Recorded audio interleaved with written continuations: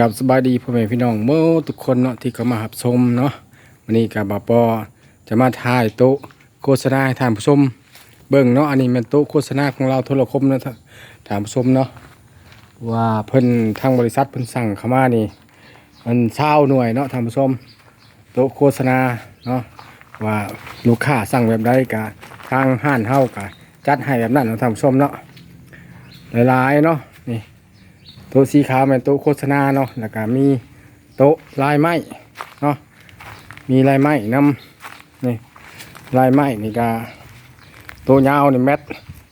50เนาะนี่ดวงยาวนี่1.50 เมตรแล้วก็มีโต๊ะอิงท่านผู้ชมเนาะโต๊ะอิงนี่โต๊ะอิงเนาะ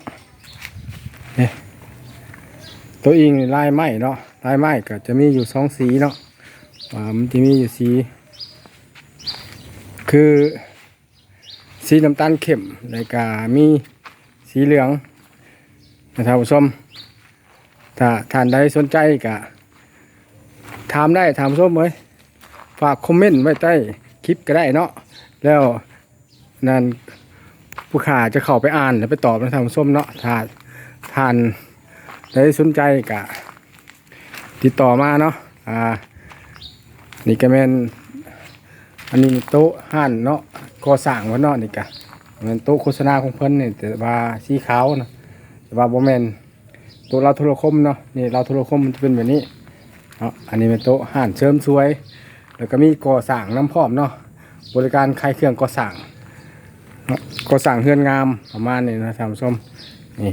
เพิ่นใช้บริการทั้งห้านเฮาเนาะจัดให้โอ้มีหลากหลายรูปแบบเนาะท่านผู้ชมเนาะฝากเด้อท่านผู้ชมเด้อฝากอุดหนุนช่วยบ่ป้อยได้พ่อบ่ป้อได้มีเงินซื้อขนมเนาะให้ลูกเนาะสนใจก็ฝากอุดหนุนบ่ป้อเด็กๆน้อยๆนะท่านผู้ชมเนาะสอบถามได้ขอขอบใจบ๊ายบาย